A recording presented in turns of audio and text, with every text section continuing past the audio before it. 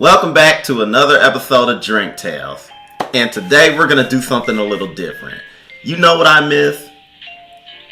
What? What do you miss? I miss being able to go out, go on vacations, go to parties, nice parties, not, like wild parties. Although I miss some wild parties too. I miss being able to go to nice fancy places and eat fancy wines and cheeses.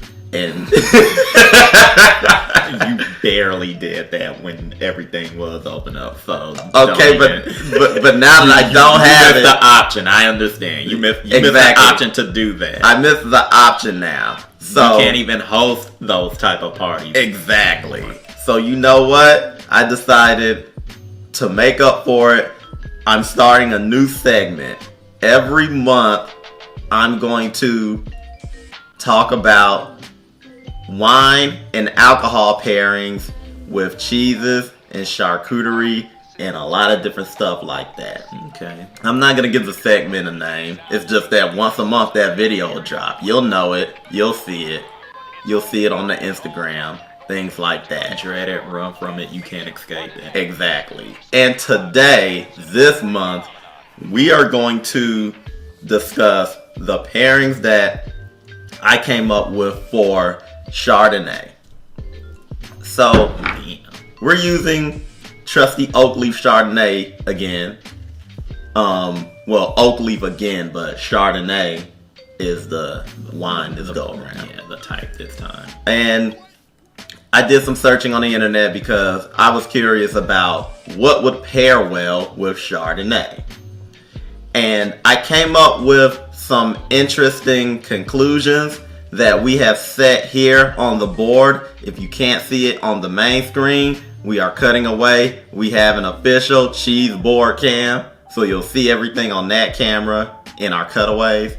And this is what I came up with. I'm going to discuss each ingredient, why it's here, and what it's for. And while you're doing that, I'll pour some wine, because this wouldn't be Drink Tales if we didn't drink. Right. Alright, so first up on the board, I've got Italian salami. Just going off of the readings that I found online, that was the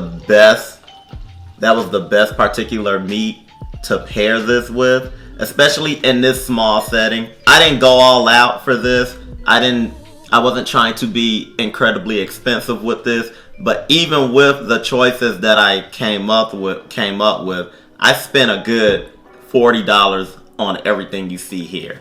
So in this case, I particularly got boar's head salami, Italian salami. It has to be Italian salami, but I got boar's head Italian salami. Now, usually with Chardonnay, you can pair it best with like pork.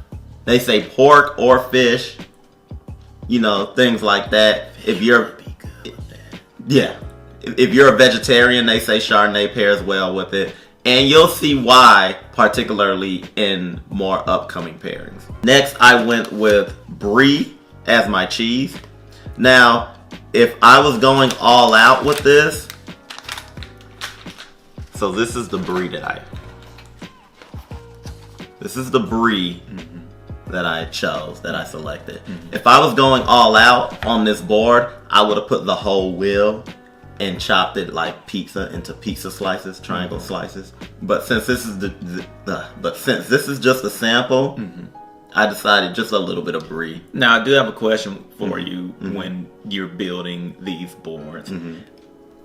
Presentation matters, right? Presentation does matter. You have a lot of people in my research and studies. You have a lot of people that like they're so strict with it that even the placement is important. But if you're just doing this for fun or just to learn or just because you're taking an interest in it, it's all about making it look nice. So basically experimenting and, exactly doing your own thing. Exactly. But this is a career, as it were. Yeah, people get paid to make this stuff look good. As immaculate as possible. If you've ever gone to big galas or even smaller, intimate events that are still large in quantity. That have important people. They didn't just throw all this stuff in the corner and told you to eat up. Like, there's placement, there's, you know, structure to it. But like I said, I chose a Brie on the in my research that I looked up. They said Brie was best for Chardonnay. Okay. Because of how creamy it is. Okay. Next up, I have just a plain water crisp cracker. And the reason why is because with the flavor that you're going to be getting from the wine compared to everything else you have on the board, while the cracker is good, it doesn't have an overwhelming flavor that won't keep you from tasting and enjoying. So it's a blank slate. Exactly. So that you can combine it with everything else that's on the board. Exactly. Specifically with your salami and your cheese, your Brie. And especially for the next product I'm going to talk about, which is the apricot. Now, originally, I wanted to do an apricot raspberry mix, but I could not find an apricot raspberry mix in my area. I'm sure if I had traveled out farther, I would have found something, but due to the current climate, I wasn't going to go any farther than the few grocery stores in my area. So, in between apricot and raspberry separate, I went with apricot. And one of the reasons why is because of the tasting notes in this wine. In this Chardonnay in particular, there are tasting notes, particular apple, peach, apple and pineapple, things like that. I chose the apricot because the apricot fits well within that family. So you're kind of, you know, blending in, especially with your wine. With the pineapple, since pineapple has that acidic taste to it. You know, the apricots are kind of in contrast, calming, and like if you eat a regular apricot, like they're dry anyway. So you know that pairs well with everything else on here. Exactly. So next up we have Castelvetrano olives. Now, I chose these in particular for that salt that you need. That's one of the few flavors we were missing. That salt flavor. These olives are particularly good, by the way. The ones I have pits in them. So if you don't mind that, you know, good olive to go with. But usually the standard is you would want to get them without the pits. Exactly. So that people don't have to stop when they're eating. They can just pick up and go. It's not a hindrance, so to speak. Finally, on the list, these pecans right here. Originally, I was going to go with a candied pecan. I decided to twist it up a little bit. I went with honey vanilla bourbon pecans. Okay. And the reason why I did this was, while they're sweet, they're also not that sweet. They also provide... You can taste all of the flavors that are Exactly. there. And they're not too overwhelming that it takes away from the natural taste of the particular nut. And I also didn't want to take away from the sweetness of the preserves. Okay. So I'm going to dig into this, but I do have some questions because I want to compare these. I want to see how these compare to the wine and how they go well. Well, first I want to taste the wine first, just to, you know, get my palate there. It's light. That's pretty good. Not an overwhelming taste. But as far as all of these are concerned, all of these products that you put out here are concerned, Do you have any particular brands, as it were, when picking your products? So, here's the thing.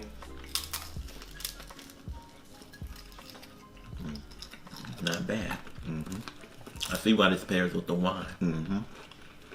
If there's one thing that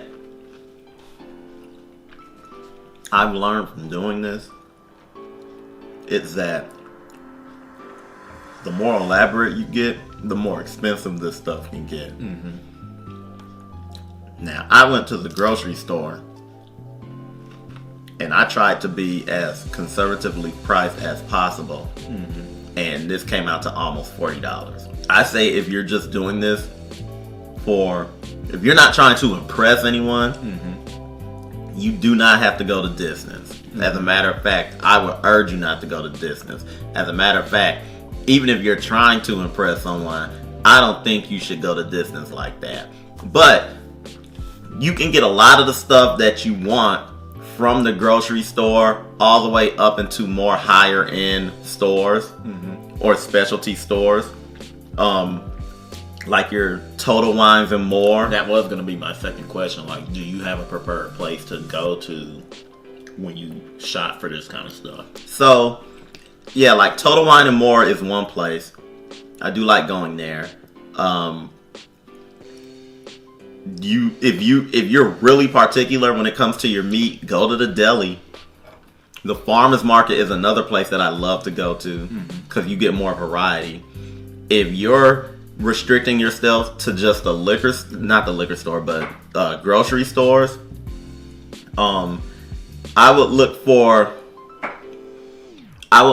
more, I don't want to say higher end grocery stores, but like Kroger, for example. Depending on where you are, the Kroger. Yeah, depending on where you are, the Kroger or the Publix can have a lot of stuff or not that much because it depends on the area you're in and stuff like that. Like the Kroger's in the city have a lot of stuff and it's perfect for this type of thing as compared to further out, I guess, in the suburbs area. In the rural areas, things like that.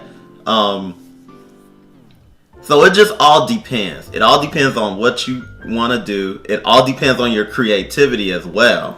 Don't let price and don't let the products that you're getting stunt your creativity, because creativity can go a long way in that regard. But with that said, you're right. I've only tasted the crackers and the salami, and I can tell why that salami in particular would pair well with this. Yeah, like I know I've been like going through each of these and tasting them and seeing what they kind of the point. Taste like.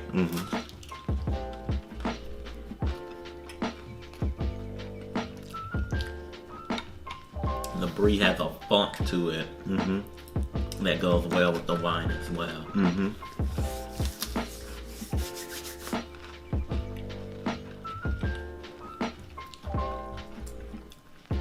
And like I said, with this, I only did a small sampling. There are other things that go well with just Chardonnay, period. And you can go as big as you want, depending on how many people you have. You can go as small as you want. Now, I know you did this just to pair with the Chardonnay. Can this be adjusted to pair with, to be a catch-all for any type of alcoholic beverages that you have there, that you have at your party? You mean a board in general? Yeah. You would have to get more products and you would have to pair them with what you have. I'm sure that there are catch-alls. Like I know the last major event we went to before the virus hit was back in February. We went to an event and their setup had literally like grapes, strawberries, blueberries, like all the fruits, all the different types of nuts and berries. they did a catch-all, but that's because they had all different types of liquor and beer. Because that was kind of the point of the event. So you can do that. It just depends. It just depends on what you're gonna have and what you think would go well with it. Okay. So for anybody that has never done this before, do you have any advice for them on how they should approach it if they're like doing this for the first time? I would say research. Research is your best friend. We have the internet for a reason, and it's not to get online and yell at people and complain. Contrary to popular belief. Yeah. But the internet is an excellent resource tool. YouTube especially. YouTube and Google are your friend. Okay. Mostly because they're connected together, so even if you Google something, they will bring up YouTube videos. But like sometimes you don't have to go to Google first. You can go straight to YouTube, especially if you want to see an example. But in this particular instance, I would Google first. Because I Googled first, particularly because I wanted to do Chardonnay. And I wanted to know, what goes good with Chardonnay. But I'm pretty sure back in the day, when we didn't have this stuff, it was more of a trial and error type of deal. Yep. And that's where a lot of this comes from. You had people that tasted a lot of different things to see what matches well with what they were drinking. If you guys out there that are watching, if you guys have any suggestions and whatnot as far as what will make good charcuteries and everything, like throw those out there because I would like to hear those suggestions. I know every now and again you do these boards when like we go on our big vacations and do our parties with our friends and everything, and it's always neat to discover new things. Maybe whoever's watching, maybe they're like a charcuterie board. Yeah, guy. like if you're an expert, because once again, I don't know if we said this before at the top of the show, but I'm no expert. I just research. Excuse me. I'm no expert. I just research what I like on the internet and see what matches well. I know what I've tasted before, I know what I like, and I know this interests me. So I'm effectively learning along with you guys. So if you're watching these episodes and you want to learn, we can learn together. Also too, if you're watching this episode and you're an expert, hit us up. Let us know what we did right or wrong. Let us know, or suggest some stuff that'll taste better. That's what I would prefer. Suggest some stuff that will taste better, or even suggest wines too. Because I went cheap on the wine. Once again, went with trusty old oak leaf. It's right there at Walmart. But you want to pair. I suggested earlier that if you're going to do this and you're not out to impress anybody, you can be more conservative with your money. But if you are out to impress somebody, or you want to taste the best of the best, and you got the money like that, go ahead and throw money at it. But, with all that said, like I said, going back to the sign off, like, subscribe, check us out. If you have anything to say, hit us in the comments or hit us up on Instagram. And until next time, everyone, peace.